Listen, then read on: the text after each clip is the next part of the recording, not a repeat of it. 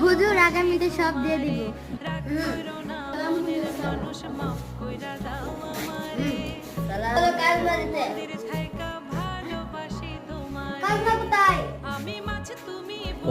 হুজুর আমি খাজনা দিতে পারবো না। কেন?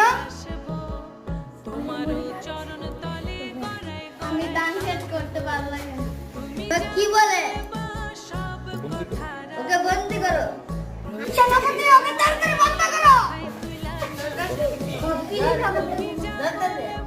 ধরবেন করে দেন। না ওকে মাফ করে যাবে না, তাকে জেলখানায় পড়ো। দাঁড়াও মন্ত্রী। দাঁড়াও মন্ত্রী। ও আগামীতে চাষ করবে। চাষ করবি তুই? করবো।